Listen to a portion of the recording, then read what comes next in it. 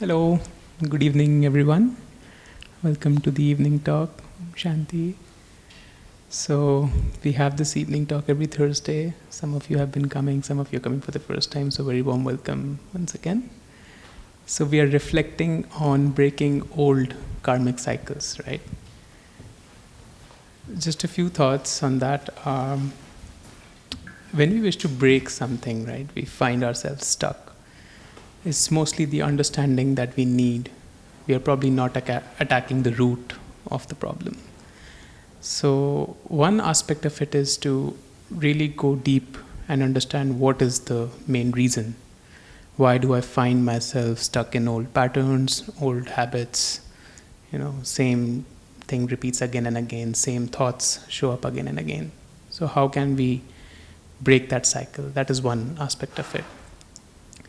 But the other aspect of it is also introducing some newness, right? Because unless and until, even though we might understand the reason, but unless and until we take that step and introduce some newness in the pattern, break our own routine, do something else, go out for a walk, visit a place or something, that energy doesn't kick in. So, in the similar way, today evening we have a new form. We have two speakers, Kanupriya and Sister Rona, and we'll do it in a different style than we do it usually. We'll do it in a question-answer format, and hope you take some wisdom nuggets and put them into action, as the series is called Wisdom in Action. Okay? So very warm welcome once again. Over to you. So thank you for that lovely introduction and setting the context for us. So while I was reading the title, I just felt that, sometimes we use karma almost synonymously for pain and suffering, right? And that is why the breaking free and the freedom comes in. So I just wanted to start the conversation by knowing more about the Brahma Kumaris' perspective on what is a karmic cycle. Does it always have to be negative, or what are your thoughts on that? Karma comes from the word hand. It means hand, and so literally karma just means action, and action itself is not bad or good. Action itself is a neutral word. So when we use the word karma, it doesn't necessarily mean something bad or or suffering or pain. It just means there is a certain action performed, and every action has a certain consequence. It has a certain result. And of course, the quality of the action then decides the quality of the result. And if there is peaceful action, that will influence the result in a peaceful way. If there is a selfish action, then it will influence the result in a what is the word? in a way that is not so peaceful. So there are many deep layers of understanding karma, but the word in itself, karma, doesn't necessarily imply pain or suffering. It just means karma, and the law of karma, or the deeper philosophy of karma, implies that there is a deeper dynamic that governs our actions and a moral dimension of our actions. So if you say hi, we just say hi. But if you say hi, but behind that you think, oh, drop that, then that hi has a different quality. Or if you say hi and you say, oh, with that feeling of love or appreciation of respect, then that action has a different quality also. And sooner or later, that there will be a result for that, which depends on the initial input. Does that help? Yeah, because sometimes you hear in language, no? Oh, this is my karma, or what karma I have. And it gets a negative connotation. But it is not all. Anything good happen, you should also say, this is my karma. But then we somehow forget. Yeah, so it's good to have the positive karma or the good karma in our accounts too, right? Because what you're saying is, what you're saying is the dynamics or the mechanism is the same, right? Of doing the karma or setting the cycle or a pattern that we are interested in knowing about more today, right? Yeah. So what is it that makes then a karma a cycle? You know?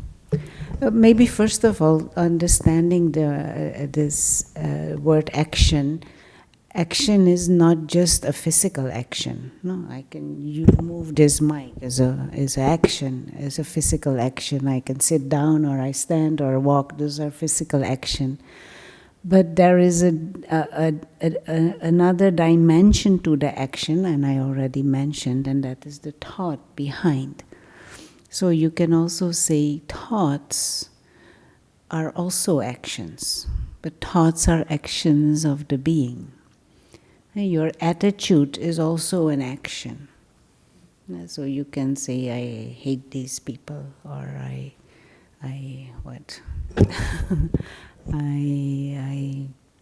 love New York City. So your deeper feelings towards and your approach to things, that is also an action of the being, an action of the soul.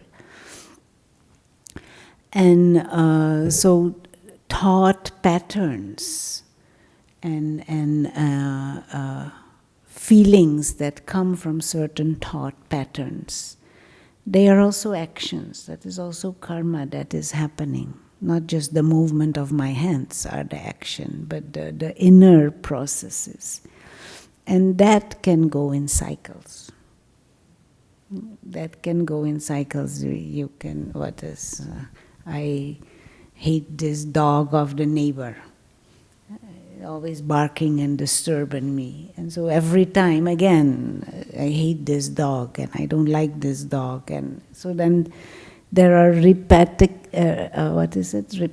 thoughts, cyclical thoughts about the same thing. And maybe also I may put that into a physical action. I go knock on the door of my neighbor angry, telling off the dog, for example.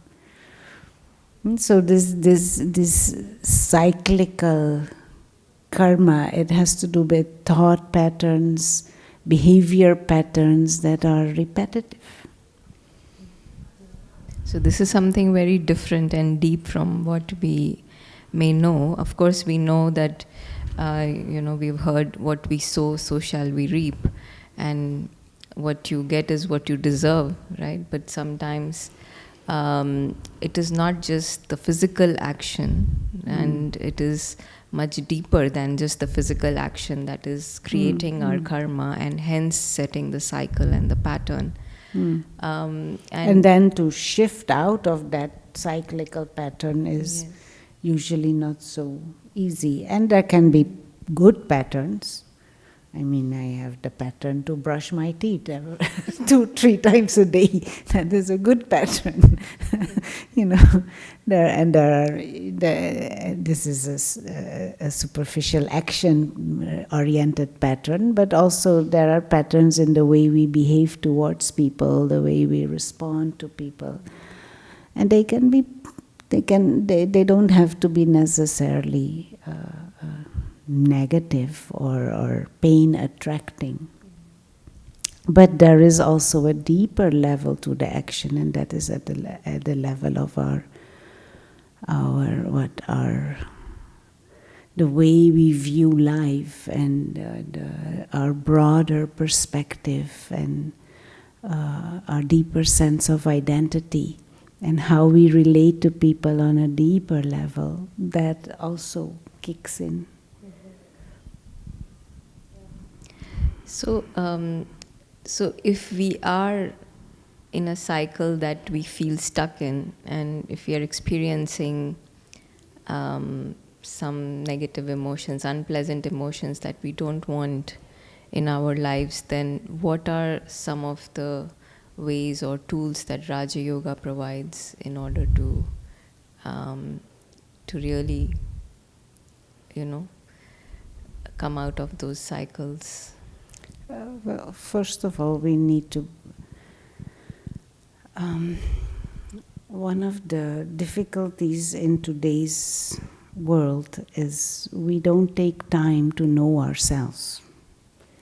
We don't take time to reflect on ourselves. We don't take time to reflect on our behaviors and our feelings. We are so used to just get out there and find some distraction, or to find entertainment, or to find some some ice cream or some good movie, and to just, we don't take time to properly know ourselves. And so the first thing to shift anything, I think, would be to make an appointment with yourself regularly and take time to just be quiet or just observe the self. And of course we can take that habit then gradually during the day and begin to observe more, how do I think and what do I think and how do I respond. And many of us know others better than ourselves, no? Isn't it? Or at least we think more about others than about ourselves. We talk more about others than about ourselves. And so to shift out of patterns, that might be the first pattern we might have to shift, to begin to be more aware of our own inner world and our own quality of thoughts and feelings. And then once we are more aware, it becomes more easy to see which of the patterns are useful and which are not useful. Which patterns may even be ridiculous and hilarious. And which patterns may be silly. And I feel laughing at yourself is a very good way of shifting patterns, because we take things sometimes too seriously also now. No, but this is something that you're saying, that the full responsibility of changing the cycle is an individual's, and not on, in the example that you were giving of the neighbor's dog, right? Yeah. If the dog kept barking still, so how can I take all the responsibility? Because usually we tend to put the blame on something else, right? Well, of course the dog is barking, but the fact that it disturbs me, and the fact that I make it such a point that it really disturbs my inner mood, it means something I need to change, because who is boss? The dog? Is the dog boss? My own thoughts and feelings? And we're laughing at it, so it means it is silly. And of course we can find solutions at the level of talking to the owner or whatever, but something inside also, how come we are obsessively disturbed by a barking dog and a neighbor? That means there I can occupy my mind with other things better, no? And to just get that realization and to take that step back and say, okay, but what can I learn? What can I learn from this? What can I do that makes me, what is the word, richer, or makes me more Resilient, that is the word. What can I do to become more resilient? Because if I have to wait for the dog to be quiet,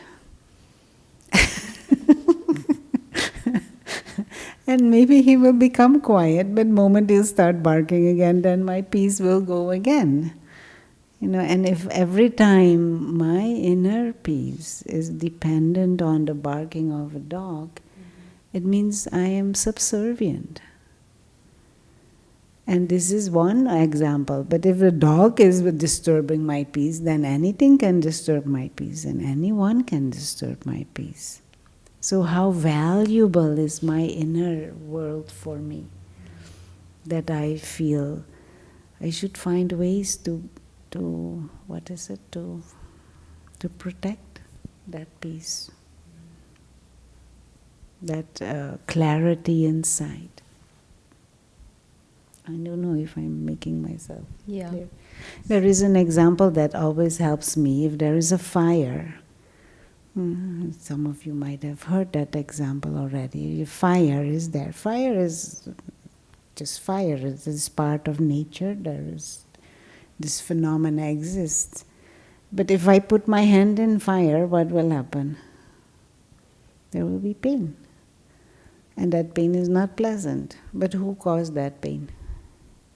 The fire? Who caused that pain?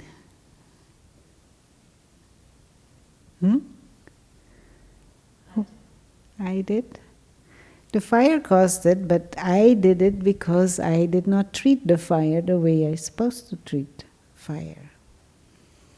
And if I just pull my hand back, then the pain subsides. So something I am doing that is not in line with the benevolence of nature, and then it gives me pain. Now I can keep putting my hand in fire because I am I am stubborn, or I want to use my power of free will, and I just insist. But it is not in line with the forces of benevolence of nature. And if I don't act in line with nature, then of course nature has to let me know this is not very clever.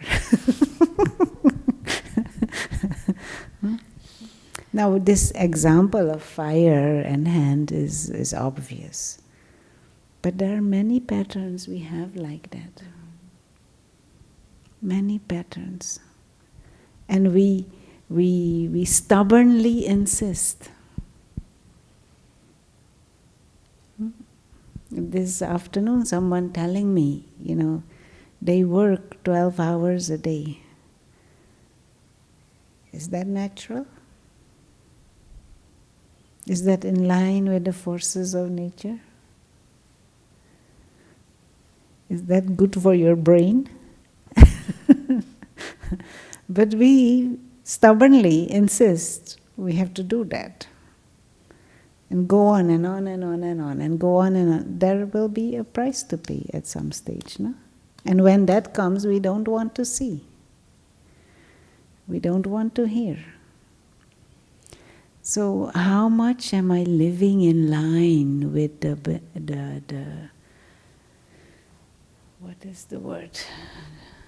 The melody, the tune of nature. How much do I live in tune with the forces of benevolence? How much do I live in line with what is divine? And if I move away from that, then something will try and push me back.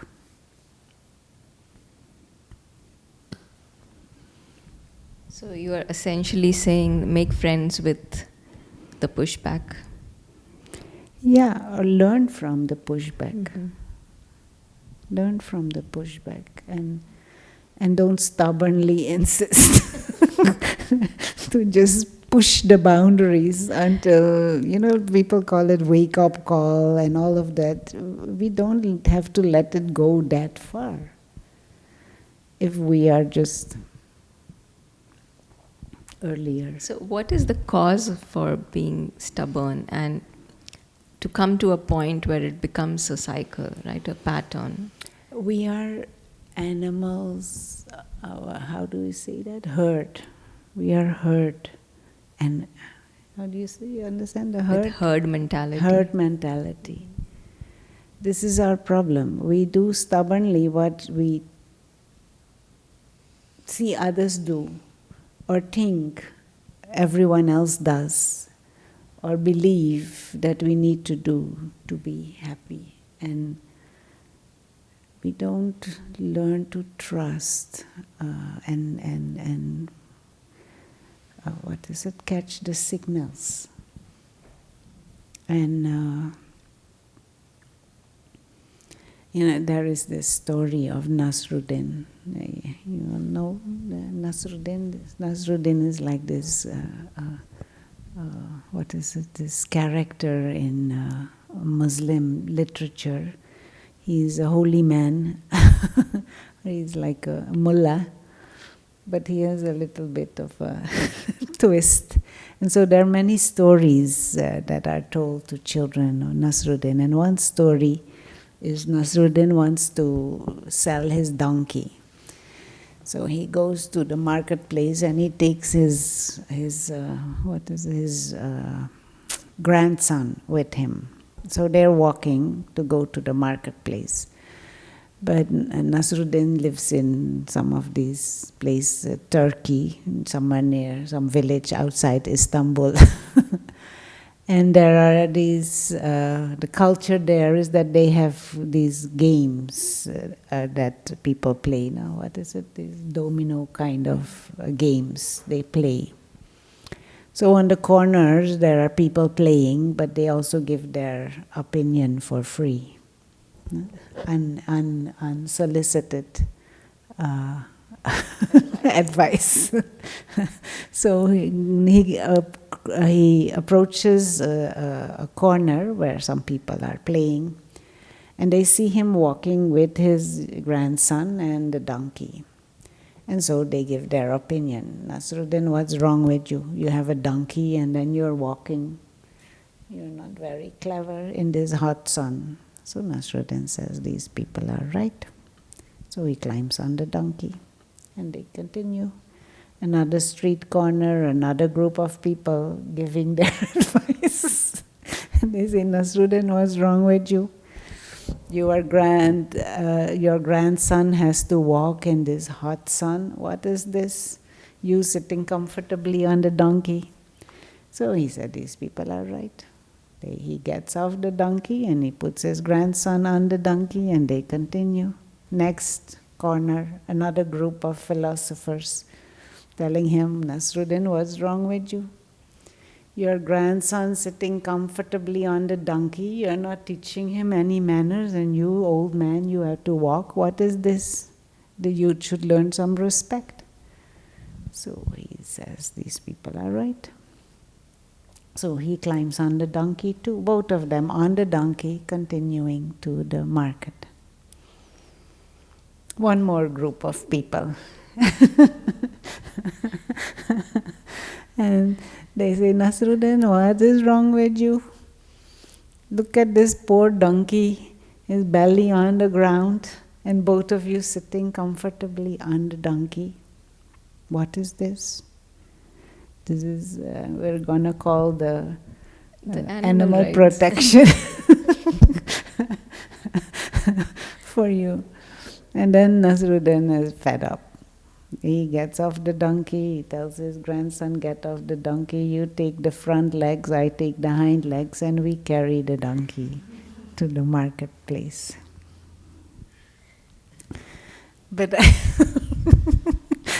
I like this story because this is how, if we are in this superficial mode, this is how we are. Somebody says something, we go with it. Somebody else does something, we go with it. Somebody knew this is how fashions are created, this is how influences, we just go with whatever. And we have not been, this is why I was saying in the beginning, we just need to learn to reflect and be more quiet and take time and instead of looking outwards, look inwards. Instead of observing this others and analyzing others and thinking about others, I know people, they can tell you 3 hours talk about somebody else, how they think, what they do, what they're not do, whole character analysis, but oblivious of how their own behavior is. We have to shift that around. Even within the behavior, the pain is quite real, isn't it? So while it's easy to understand a physical pain example, or if we are confused with the society's opinion, we may still feel confused inside, which is also a kind of pain, right? We are not clear. We are indecisive in those cases, or we end up doing what we don't want to do, and we still want to come out. But spiritually speaking, or for pains which are not so recognizable, the root cause is not so apparent, so to say. So how do we what are the tools that you would suggest that we are able to recognize the well, ultimately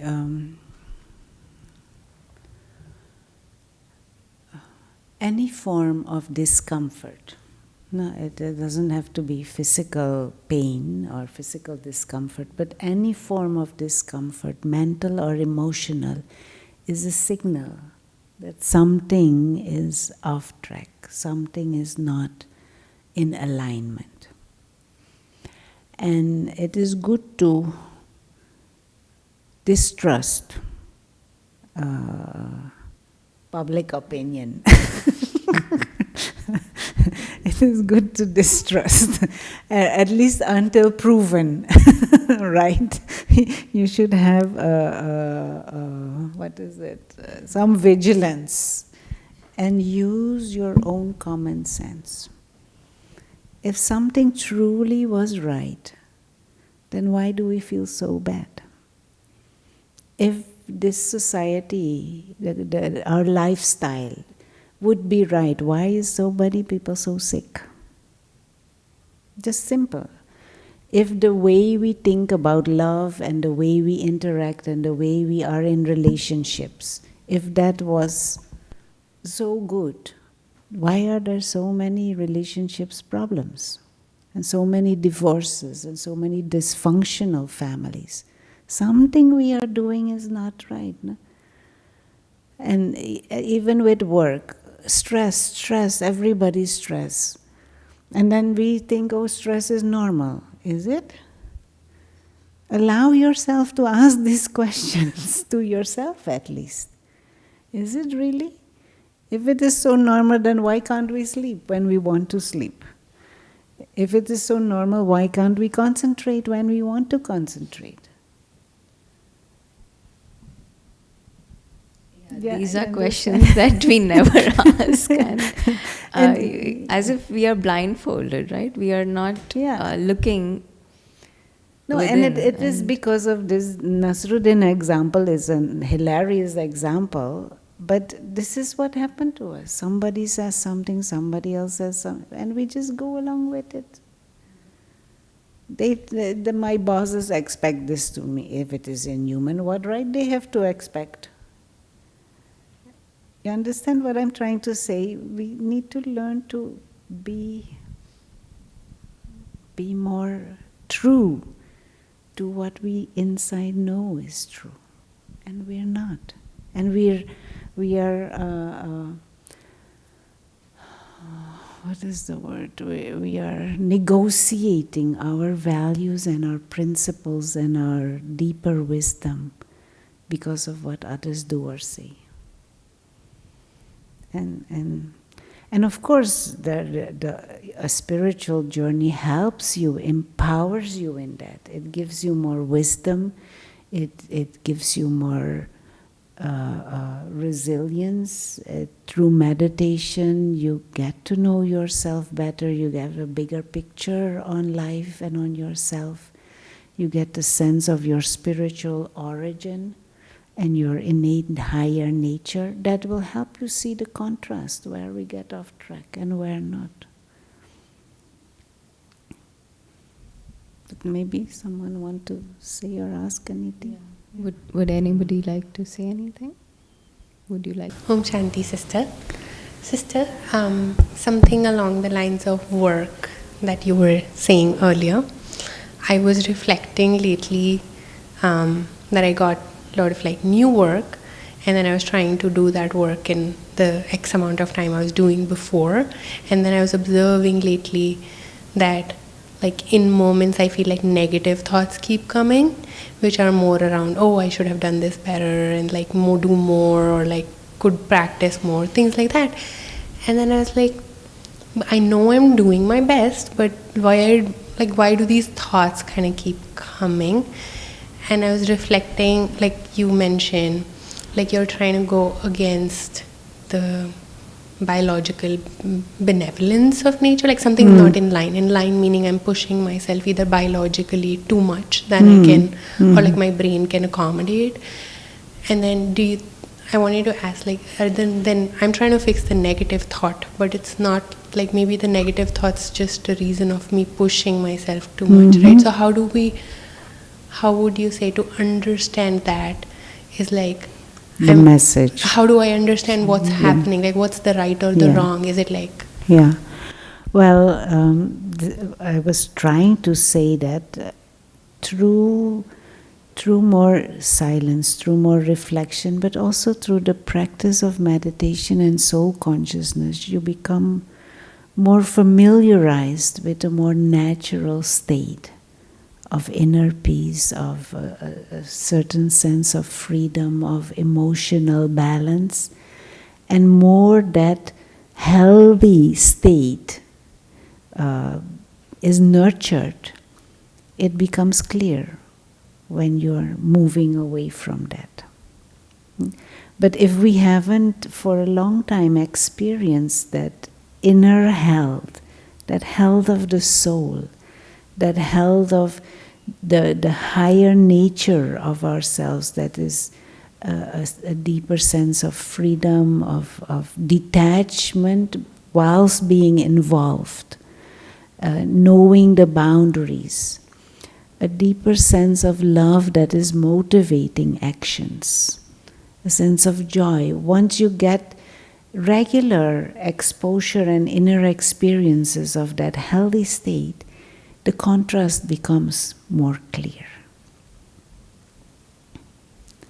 And because if you're in that, I don't know what to call it, that whirlpool, it is not often easy to know what is really the message or what am I doing wrong. But more you get the contrast, then it becomes clear. Whatever it is not in line with that. And then it becomes more easy to redirect. And there's nothing wrong with hard work. It's not that we're against hard work, but we can overdo it. And there is another.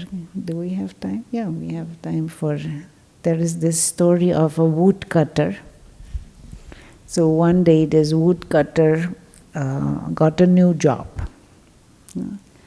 So, but it was still with handwork, woodcutter. So he goes with his axe and he very enthusiastically cutting. So first day he cuts 18 trees and his boss is so happy with him. Wow, 18 trees, we are going places if you continue like that. So he comes very enthusiastic the next day, cutting, and he only cuts 14 trees. So boss is looking, what happened? He said, I don't know. No, don't worry, tomorrow. So again, cutting, next day, cutting, only 8 trees. So his boss says, something wrong, first day 18, now 8, what is happening? He said, don't worry, tomorrow I'll come more early, I won't take breaks. He do like that. He comes 2 hours earlier, he's working, no breaks, he doesn't even go to bathroom till late night. Only 6 trees. So now his boss is really worried, from 18 to 6, this is not a good thing. What happened? He said, I don't know. I work harder 4 times harder than the first day. I did not take any breaks. I came earlier. I worked later. And boss said, but what happened? What do you think happened? So his boss asked him, did you sharpen your axe? He said, no, I don't have time.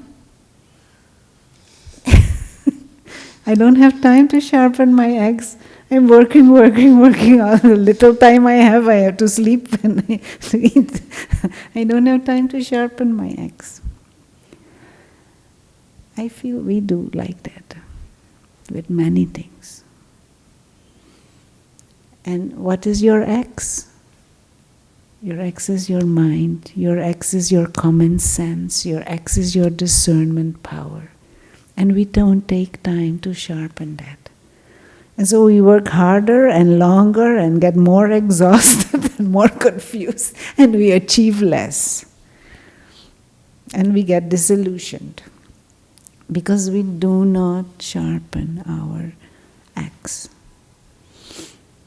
And it's not because we are bad people. It's not because we deserve anything horrendous or anything. No, it's just we are not clear.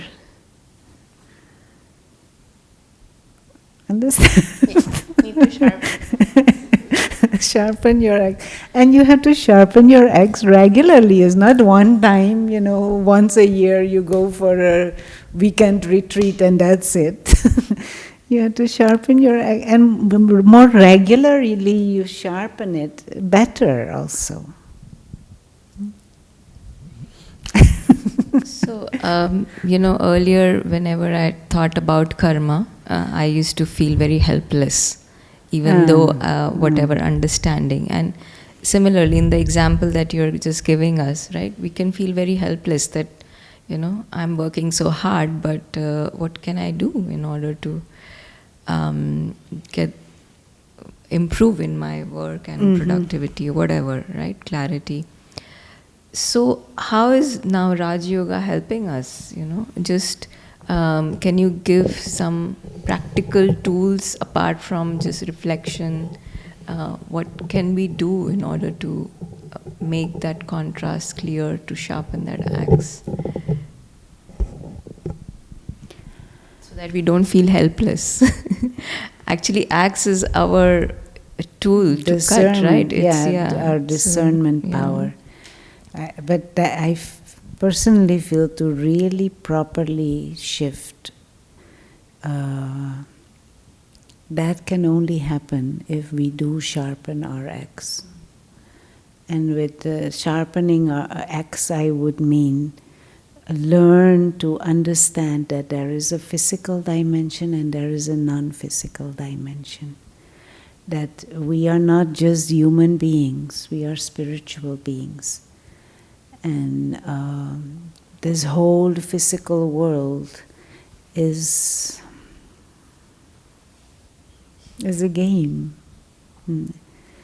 And we are just playing parts. One way to think of it is this is like playing fields. And you need to know how to play the game, but to know also that you are not the game.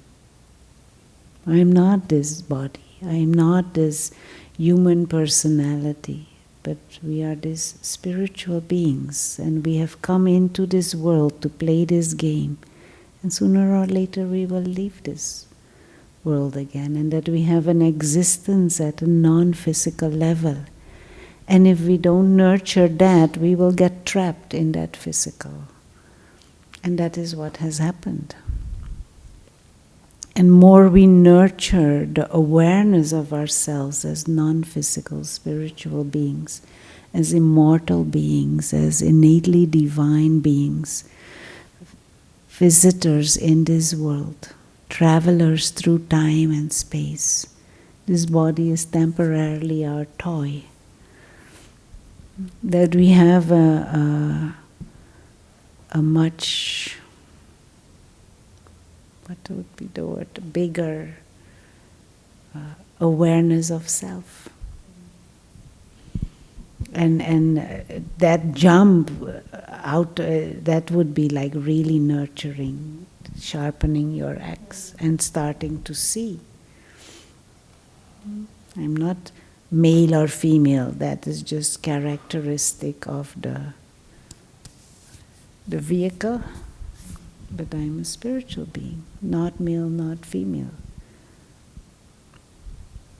So what I'm getting is that that one, it is very important to know the self, the true self, the spiritual being, in order to have that discernment, and also to recognize that there is a pattern which needs to be broken and addressed, and the root cause probably lies in knowing the self better. But knowing the self better, but also knowing the true nature of drama of human life. One of the things that has happened in our ignorance, we have made things that are temporary and are perishable, we have made them immensely important in our mind. We have, how do you call that? Exaggerated the importance and of things that are transitory. We make them so big in our mind. Sometimes your toe hurts and you can't think of anything else, as if everything else doesn't exist, just your toe. And then after a day, it's finished and you have no thoughts about it anymore. We can make certain silly things so immensely important, and we forget that everything passes. Everything finishes. And we get so stuck and so, obsessively stuck on things, and then we properly suffer when it doesn't happen. And so one method that helps me is make things small. Don't let things blow out of proportion unnecessarily. Everything comes and goes. Everyone comes and goes. Why make it such a huge thing? And from the truly spiritual perspective, soul perspective, the whole physical world is an extra game. It is a temporary experience. Soul comes into the body, experience begins, leave the body, experiences end. And why do we get stuck? Obsessively stuck. Does it make sense? Yeah. But of course these are refined practices that need time and nurturing. But to make everything small, as if watch through God's eyes. Like the Supreme is as if beyond and above, and you, like from the moon even. When you walk on Fifth Avenue, you look at the Empire State and you think, wow, so huge. You watch from the moon, what will you see? The whole earth will be just like a little, like a ball. So we to shift our perspectives and not blow things all out of proportion. Yeah, that's very important, because sometimes, or most of the time, we have this attitude towards any unpleasant thing, discomfort, pain, whatever you want to call it, to run away from it, to escape and to avoid it. Where will you go? Like I'm just remembering this friend of mine who, she used to, she had a very dominating father, and she thought that once she's an age where she can move out of the house, so she waited for that day, and she joined a job immediately, because now she had to support herself, right? Because she moved out of the house, and after few months, in fact, she said that my boss has the same characteristics as my father. So, as if she's stuck in that cycle, right? That karmic cycle. You cannot escape it. Another funny example, this No, and person. we're laughing, but I mean, people's stress and pain is real. So this another example, this person told me that, and he had a lot of health issues when he came, and his neck was broken, he couldn't walk straight, his knees were bent. So, and head was also, all the time spinning kind of. So, in his own words, he told me that, all his life, he has been running away from any difficult situation. Whether it was a job, he always changed the job. If he didn't like the city, he moved the city. If he didn't want to be in a relationship, he changed the relationship, right? So, and he says, now I feel that God has given me pain in the body, which I cannot escape. And he was suffering, so why do we, we probably don't know better. This is what you are saying, that there is ignorance. But then now that we are here and we are learning about these patterns, that, you have to break free from them and not be stuck in them. You have some tools. So, yeah, very important for us to... And not underestimate not it. underestimate. Not underestimate, but also not underestimate the extent of our, ignorance. I don't mean to insult anyone, but the level of wisdom we need to grow in and also put into action. I remember when at the age of 22, there was high blood pressure, hypertension, to the extent that the doctors wanted me to start taking medication. And I said, at the age of 22, why should I be taking medication for what's wrong? But it was really, really, really very high. And at that moment, I had just encountered the Brahma Kumaris. And the Brahma Kumaris had introduced me to a different lifestyle. Wake up early, meditate in the morning daily, have some spiritual studies and learn some deeper spiritual concepts. But also, I had come into contact with vegetarian lifestyle, and it was being promoted to have a nutrition that is non-violent and peace-stimulating. And it was a completely new concept for me at that time. But I took it on, and also, I shifted my relationships around. I wanted to infuse more harmony and purity into my relationships and not into this, all this passionate and romantic love and all the emotional ups and downs that comes with it. I had decided to take a break from all of that up and down emotions at that moment in time. And I said to the doctor, give me 2 months to try get this blood pressure down. He said, you have 1 month maximum.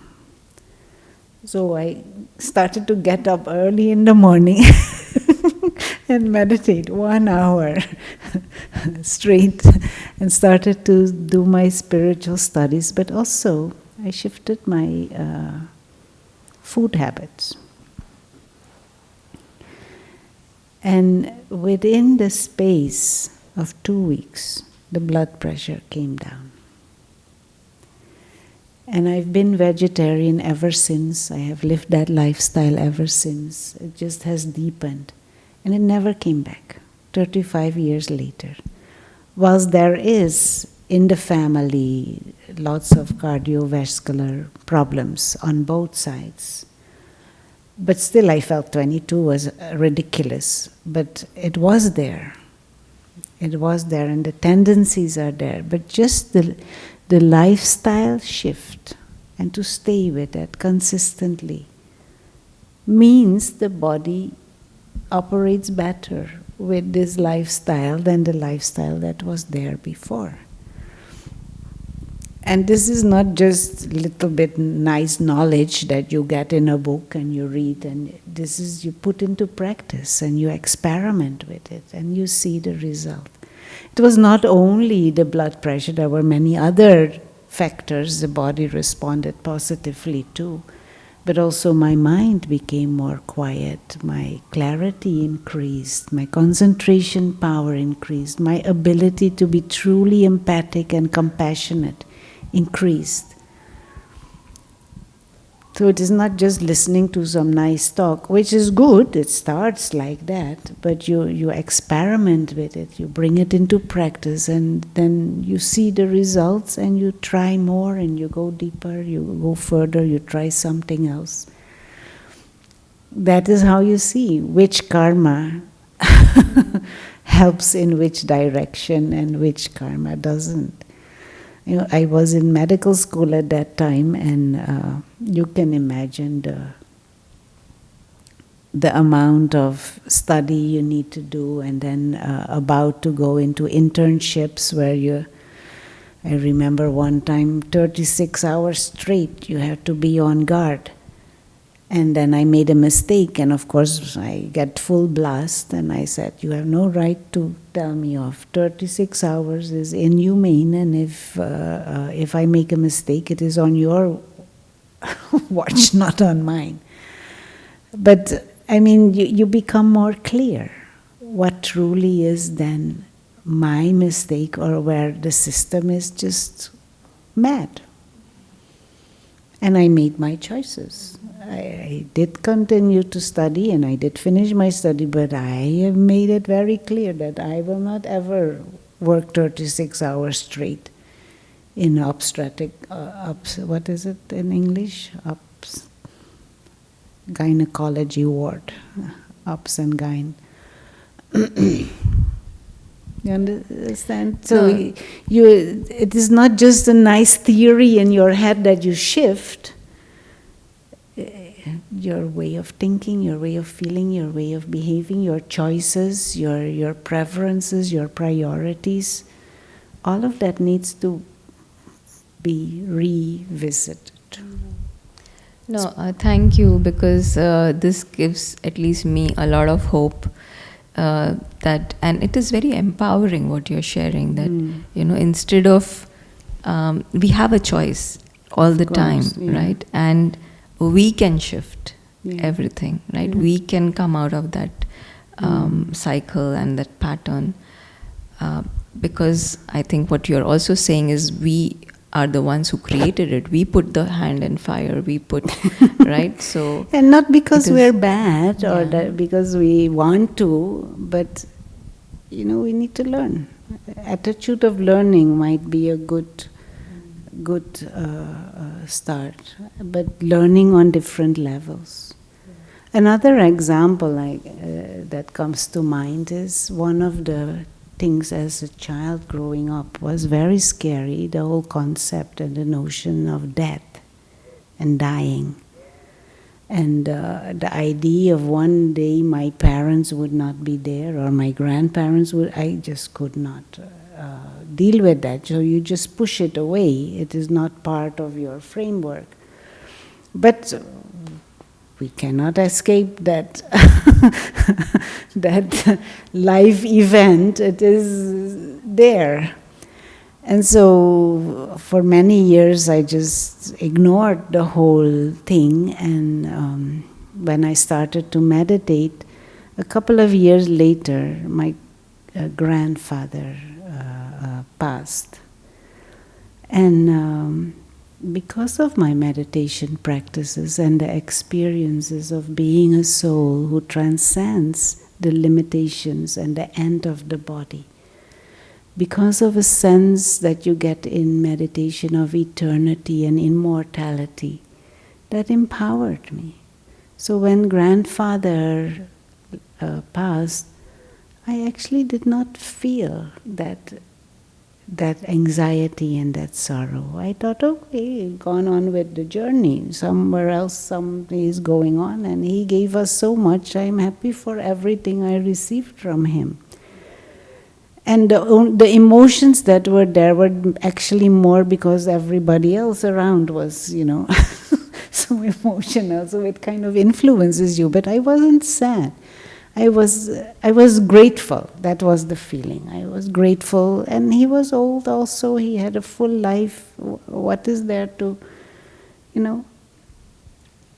And then later on, when grandmother also passed, and when my father passed, of course, meditation had strengthened and deepened, and the experiences of immortality and living light and soul and the relationship with the Supreme, and all are on the journey. We're all travelers. That just strengthened even more. So when the father died, there was no sadness at all. Actually, leading up to that moment, there was such a beautiful atmosphere and a nice exchange. There was no sense of loss or sadness. He himself also came out of that. So it is the same phenomena. Someone passes, and someone either cries and is sad or depressed, or someone has internal tools and looks at it differently, and therefore has different feelings and different experiences. So instead of trying to not die, which is ultimately an impossibility, you're more accepting, and you're having a perspective on life that helps you move through life events which are inevitable in a way that is elegant and dignified and peaceful. So, Sister Rona, I just have one more question, which is actually very connected to what your journey has been. That you said that, you knew that there was an area where you were scared and there was some pattern, right? But you worked on it, and then after the first... No, I didn't consciously do that. It's retrospective. Looking back now, I knew what happened, and I understand what happened. But you kept growing and you kept learning. Yeah. But sometimes what also happens, that one of the reasons we are still stuck in the cycle, or the cycle keeps repeating for us, is we forget the lesson that we learned, and we stop probably learning and growing. So how do we keep ourselves motivated? Or I am also very forgetful. So many lessons I do not literally remember, but this is one of the nice things about rajyoga. I feel there is a certain essence, and I stay with that essence, and I stay with that practice in essence. And that helps on all different levels. I'm not sure if I make... So for example, one of the basic understandings is around soul consciousness as opposed to body consciousness, that we are spiritual beings temporarily visiting and using this physical chariot, as opposed to I am a male, or I am a female, or I'm American, I'm this bodily being, and maybe I have a soul.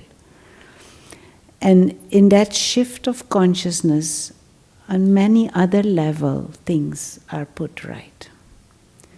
So I don't need to remember what is the lesson for this, what is the lesson for that, or how do I shift that, or how do I... If I, at that root level, at the level of consciousness, continue my practice on all levels, things will be put right. Like a plant, if a plant is sick, you can try and wipe all the different leaves, but But you can also work at the root. And if you work at the root, then the whole plant gets benefited. So I like to keep things simple. Just work on basic, core, spiritual awareness of self as a spiritual being, and nurture that awareness of the dimension beyond and the supreme, and like a family of souls. And more I nurture that, other things fall in place. At the right moment, at the right time, the right thought comes, the right feeling comes, the right... And if not, that just means I had to strengthen at the seed level. Yeah. So one short solution at the root level is fastest and probably the best. That we don't have to. It also probably saves us from over-analyzing our cycles and patterns, because we get headache. Yeah, we tend to do that, right? And but if we know there is one solution to all patterns, then it makes our lives easier, and our mind can be calmer. The image of tree is nice, no? There is a tree. We don't have the image here, but there is a. It's right. No, not this tree. This is another one, but this also one. But there is a tree of virtues, and there is a tree of vices. But all these vices come from a certain seed, and all these virtues come from a certain seed. And so if you just nurture at that seed level, then the tree will grow. And the seed of virtue is this spiritual awareness. And the tree of the negative qualities is materialistic, limited awareness. And so you nurture that. Whichever you nurture, that is what will grow. Anyway, maybe anyone wants to say anything, or anyone on Zoom wants to say anything. I know we're over time already.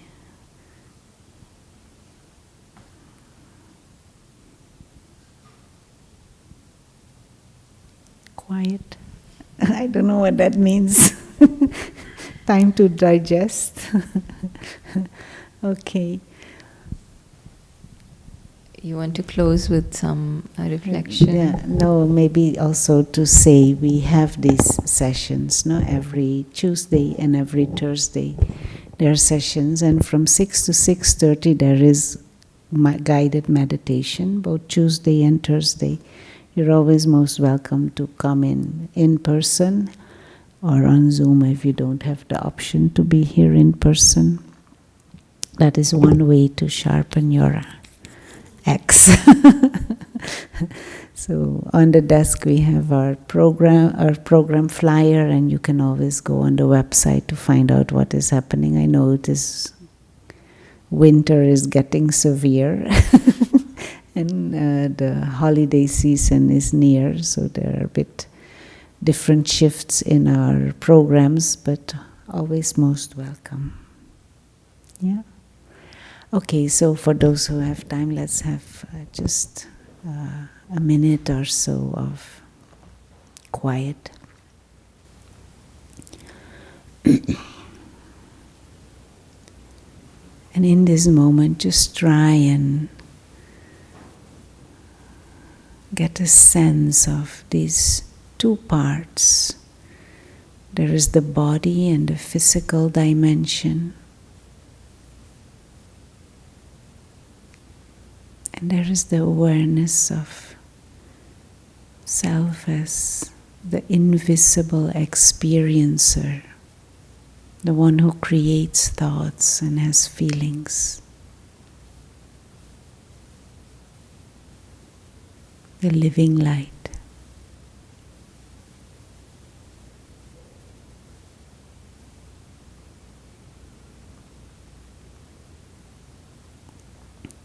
Who belongs to that dimension of silence and light beyond.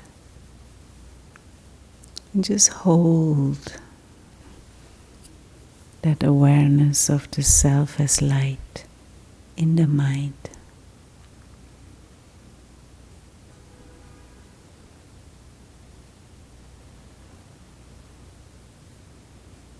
the real self, is timeless, immortal, living light, a being of consciousness, the soul.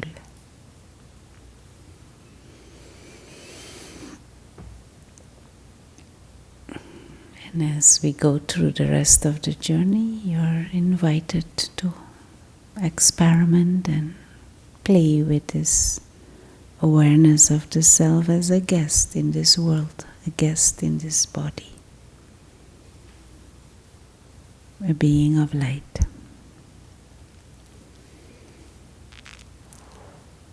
Thank you, and Om Shanti.